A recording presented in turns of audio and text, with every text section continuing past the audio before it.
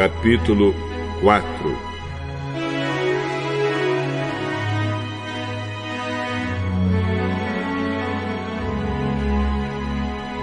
Jesus começou a ensinar outra vez na beira do lago da Galileia. A multidão que se ajuntou em volta dele era tão grande que ele entrou e sentou-se num barco perto da praia, onde o povo estava. Jesus usava parábolas para ensinar muitas coisas. Ele dizia: escutem, certo homem saiu para semear. E quando estava espalhando as sementes, algumas caíram na beira do caminho, e os passarinhos comeram tudo. Outra parte das sementes caiu no lugar onde havia muitas pedras e pouca terra. As sementes brotaram logo porque a terra não era funda. Mas quando o sol apareceu, queimou as plantas e elas secaram porque não tinham raízes. Outras sementes caíram no meio de espinhos que cresceram e sufocaram as plantas. Por isso nada produziram. Mas as sementes que caíram em terra boa brotaram, cresceram e produziram na base de 30, 60 e até 100 grãos por um. E Jesus terminou dizendo: se vocês têm ouvidos para ouvir, então ouçam. Quando a multidão foi embora, as pessoas que ficaram ali começaram, junto com os 12 discípulos, a fazer perguntas a Jesus sobre parábolas. Jesus disse a eles: a vocês, Deus mostra o segredo do seu reino. Mas para os que estão fora do reino, tudo é ensinado por meio de parábolas, para que olhem e não enxerguem nada, e para que escutem e não entendam. Senão, eles voltariam para Deus e Ele os perdoaria. Mas se vocês não entendem essa parábola, como vão entender as outras? O semeador semeia a mensagem de Deus. Algumas pessoas que a ouvem são como sementes que caíram na beira do caminho. Logo que ouvem, Satanás vem e tira a mensagem que foi semeada no coração delas. Outras pessoas são como as sementes que foram semeadas onde havia muitas pedras. Quando ouvem a mensagem, elas a aceitam logo com alegria. Mas depois de pouco tempo, essas pessoas abandonam a mensagem porque ela não criou raízes nelas. E quando, por causa da mensagem, chegam os sofrimentos e as perseguições, elas logo abandonam a sua fé. Ainda outras são parecidas com as sementes que foram semeadas no meio dos espinhos. Elas ouvem a mensagem, mas quando aparecem as preocupações deste mundo, a ilusão das riquezas e outras ambições, estas coisas sufocam a mensagem e ela não produz frutos. E existem aquelas pessoas que são como as sementes que foram semeadas em terra boa. Elas ouvem e aceitam a mensagem e produzem uma grande colheita. Umas 30, outras 60 e ainda outras 100 vezes mais do que foi semeado. Jesus continuou: por acaso alguém acende uma lamparina para colocá-la debaixo de um cesto ou de uma cama? Claro que não. Para iluminar bem, ela deve ser colocada no lugar próprio. Pois tudo que está escondido será descoberto, e tudo que está em segredo será conhecido. Se vocês têm ouvidos para ouvir, então ouçam. Cuidado com o que vocês ouvem. Deus usará para julgar vocês a mesma regra que vocês usarem para julgar os outros, e com mais dureza ainda. Quem tem receberá mais, mas quem não tem, até o pouco que tem será tirado dele.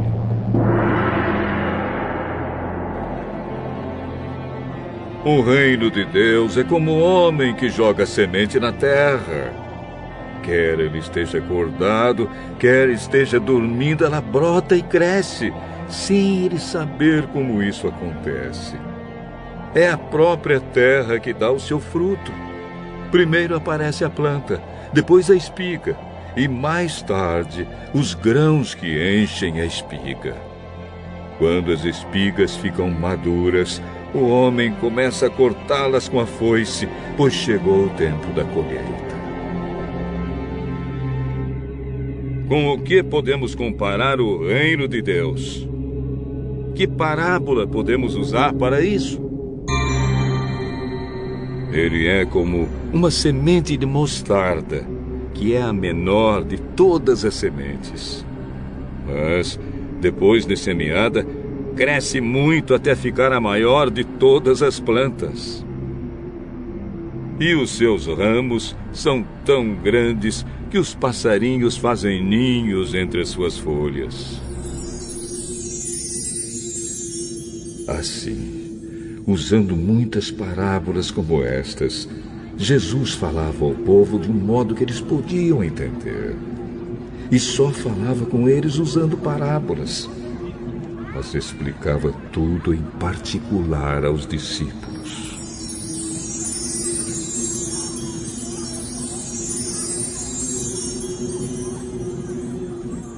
Naquele dia de tardinha, Jesus disse aos discípulos: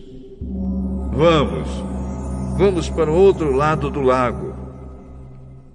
Então eles deixaram o povo ali, subiram no barco em que Jesus estava e foram com ele. E outros barcos o acompanharam. De repente, começou a soprar um vento muito forte e as ondas arrebentavam com tanta força em cima do barco que ele já estava ficando cheio de água. Jesus estava dormindo na parte de trás do barco, com a cabeça numa almofada. Então os discípulos o acordaram e disseram: Mestre, nós vamos morrer! O senhor não se importa com isso?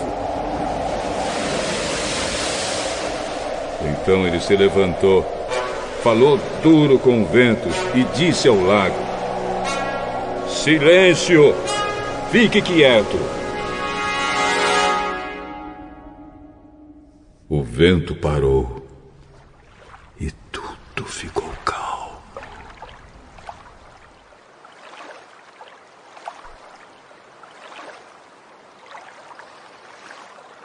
Aí ele perguntou: Por que é que vocês são assim tão medrosos?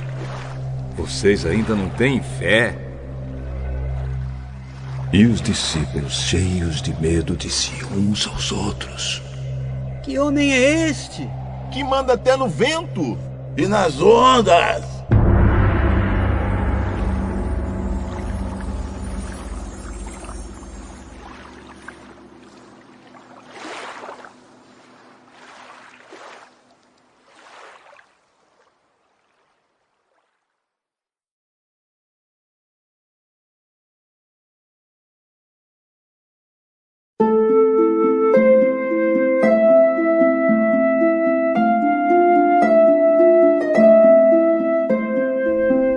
O segundo livro de Samuel,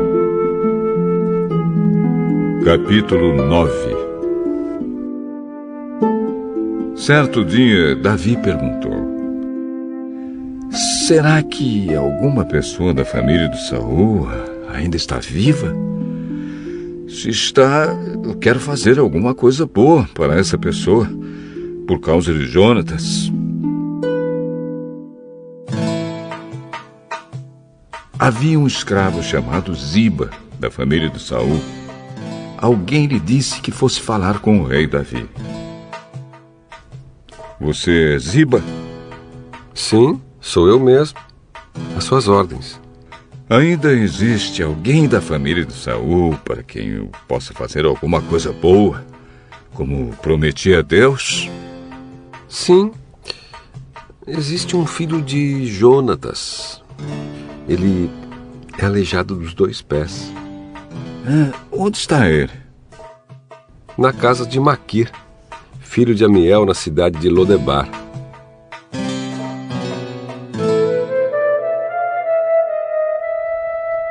Então o rei Davi mandou buscá-lo.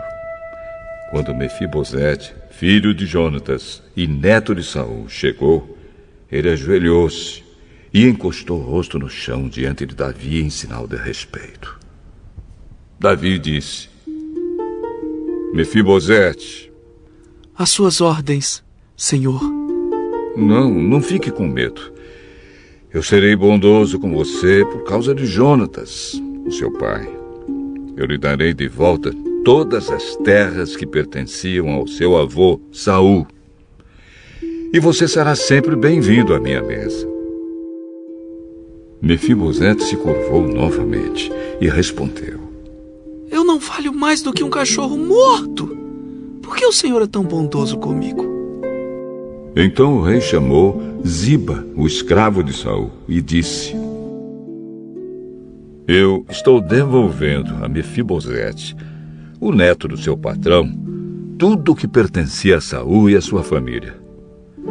Você, os seus filhos e os seus empregados cultivarão a terra para a família do seu patrão Saul e farão a colheita para que eles tenham comida. Mas Mefibosete comerá sempre à minha mesa. Ziba tinha 15 filhos e 20 empregados. Ele respondeu: Farei tudo o que o senhor mandar.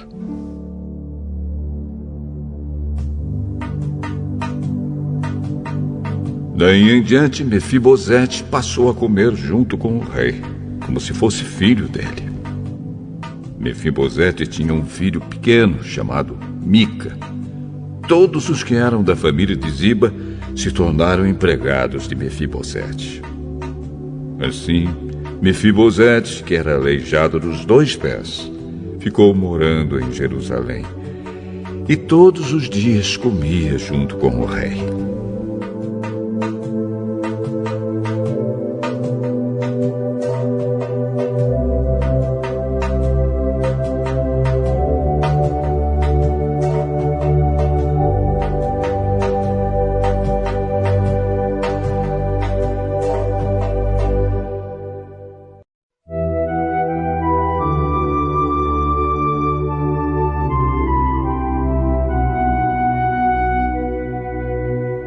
O segundo livro de Samuel, capítulo 10.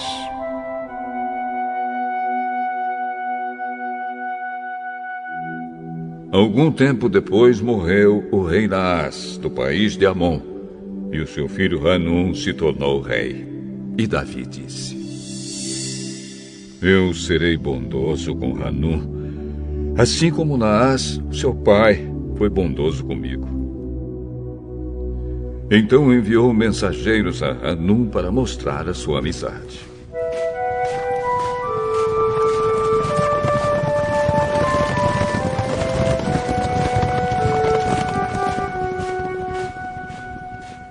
Porém, quando os mensageiros chegaram à cidade de Rabá, as autoridades amonitas disseram ao seu rei: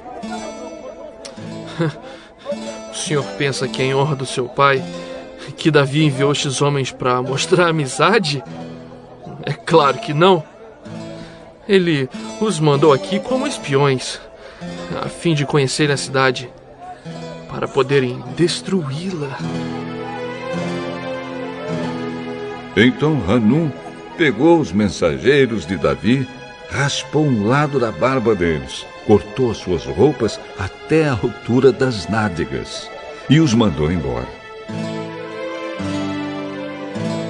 Quando Davi soube disso, enviou outros mensageiros ao encontro deles, porque eles estavam muito envergonhados.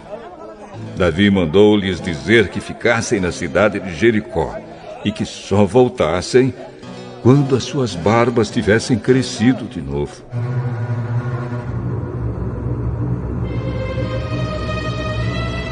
Os amonitas compreenderam que tinham feito de Davi um inimigo deles. Por isso, contrataram 20.000 soldados sírios das cidades de Bet-Reob e Zoba.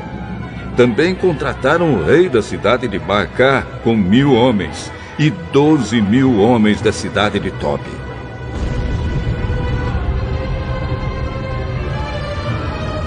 Davi soube disso e enviou contra eles Joabe com todos os melhores soldados do exército israelita.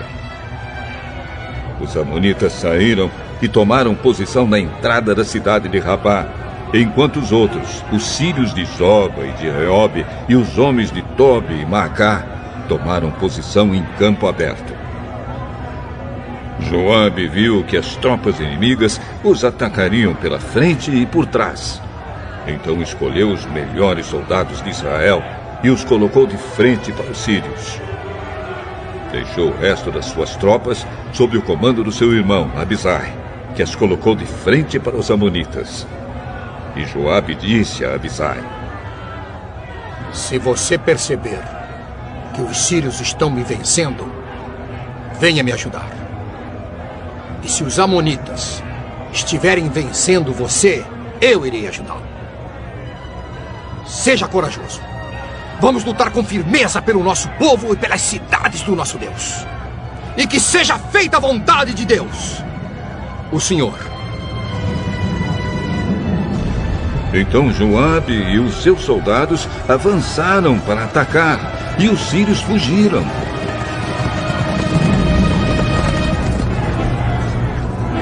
Os amonitas viram os sírios fugindo. Então também fugiram de Abisai e voltaram para dentro da cidade.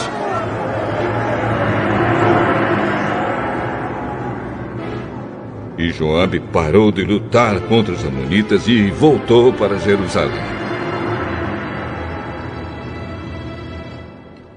Quando os sírios viram que tinham sido vencidos pelos israelitas, reuniram de novo todas as suas tropas.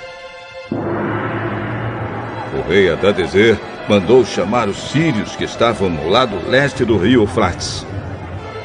Então eles foram até a cidade de Elã. Na frente deles ia Sobaque, o comandante do exército de Hadadezer. Quando Davi soube disso, reuniu as tropas israelitas, atravessou o rio Jordão e marchou para Elã.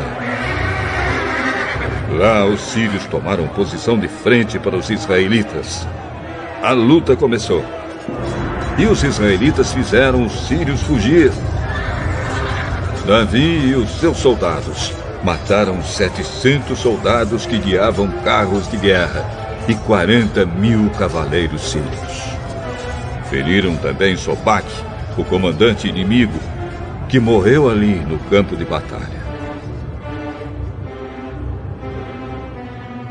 Quando os reis, que eram chefiados por Hadadezer, viram que tinham sido vencidos pelos israelitas, fizeram paz com eles, ficando debaixo do seu poder. E os sírios ficaram com medo de ajudar de novo os amonitas.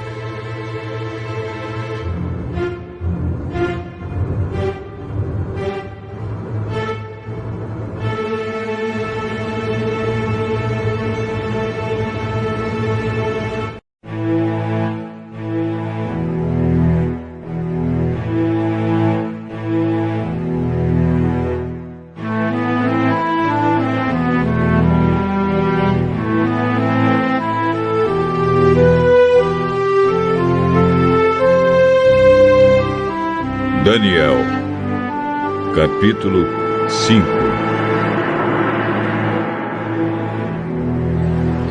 Certa noite, o rei Belsazar, da Babilônia, deu um banquete. Convidou 1000 autoridades do país e começou a beber vinho com os convidados.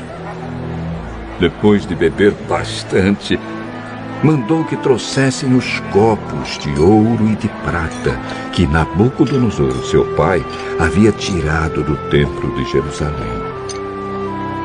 Belsazar queria os copos para que ele, os seus convidados de honra e as suas mulheres e as suas concubinas os usassem para beber vinho.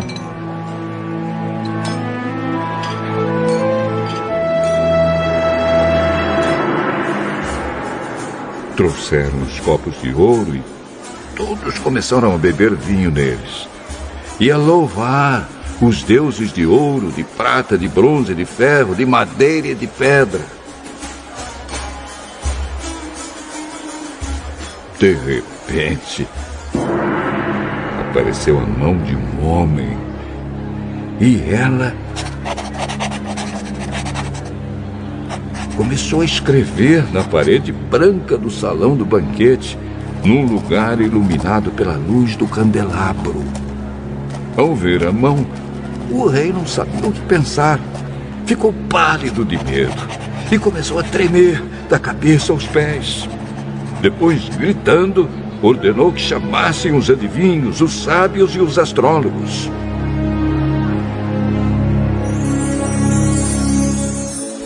Logo que eles chegaram, Belsazar disse: Aquele que ler o que está escrito na parede e me explicar o que quer dizer, será vestido com roupas de púrpura e receberá uma corrente de ouro para pôr no pescoço, e será a terceira autoridade mais importante no meu reino.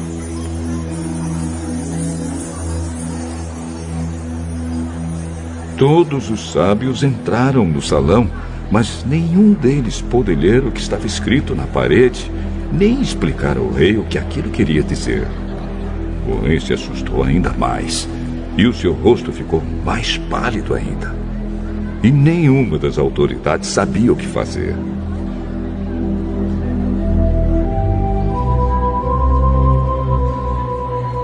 Então a rainha mãe, que tinha ouvido os gritos do rei e dos seus convidados de honra, entrou no salão e disse ao rei: Que o rei viva para sempre. Não se assuste, nem fique pálido assim, pois aqui no seu reino há um homem que tem o espírito dos santos deuses. Quando Nabucodonosor, seu pai, era rei, esse homem provou que era ajuizado, inteligente e sábio, tão sábio como os deuses. E o rei Nabucodonosor pôs esse homem como chefe dos sábios, adivinhos, feiticeiros e astrólogos. Pois Daniel, esse homem a quem o rei deu o nome de Beltesazar, pensa com muita clareza.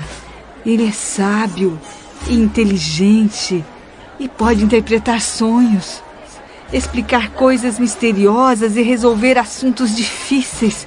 Portanto, chame Daniel e ele explicará o que está escrito na parede.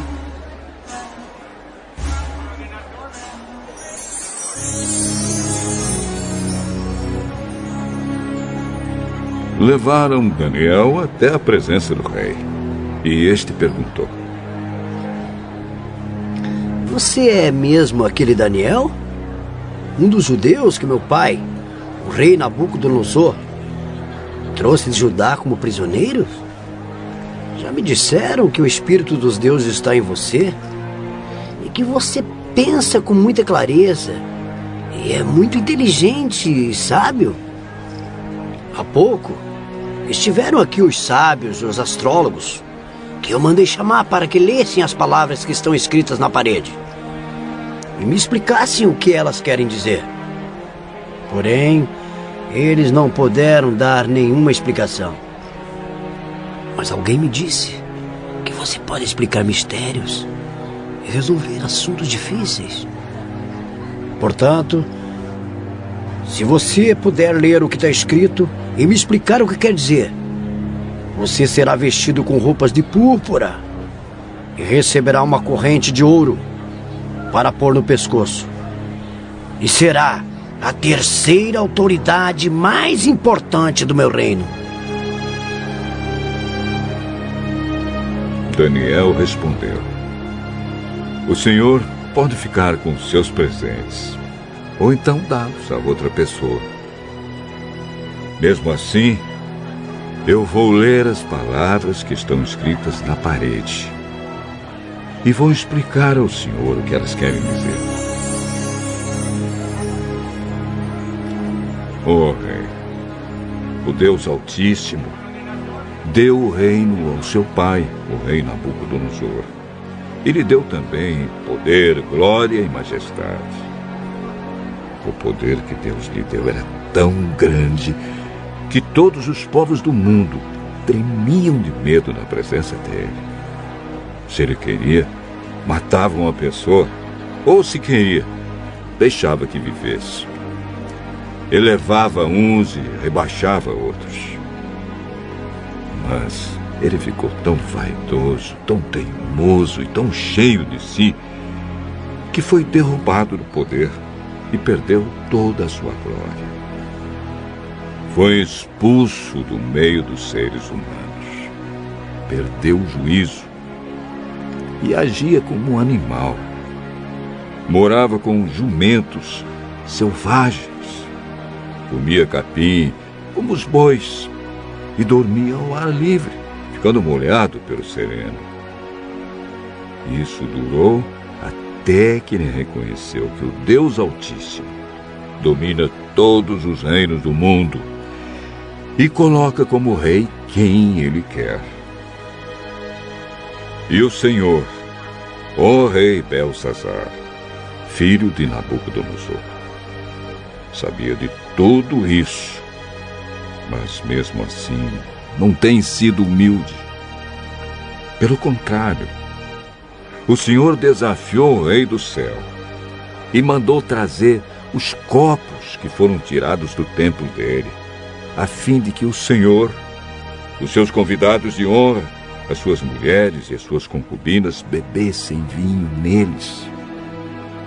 Além disso, o Senhor deu louvores a deuses de prata, de ouro, de bronze, de ferro, de madeira e de pedra, que não veem, não ouvem e não sabem nada.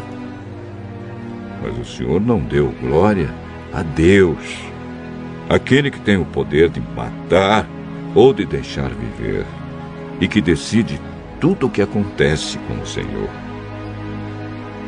É por isso que ele mandou essa mão escrever na parede estas palavras: Mene, Mene, Tekel e Parsim.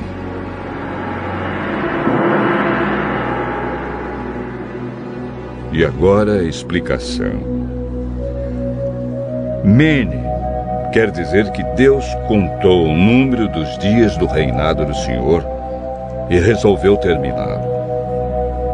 Tekel quer dizer que o Senhor foi pesado na balança e pesou muito pouco. Pérez quer dizer que o seu reino será dividido e entregue aos medos e aos persas.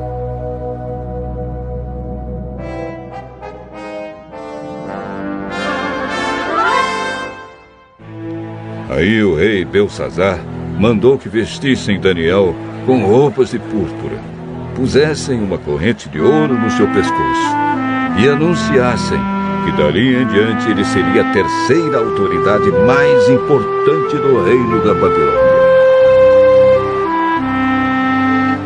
Naquela mesma noite, Belsazar, o rei da Babilônia, foi morto.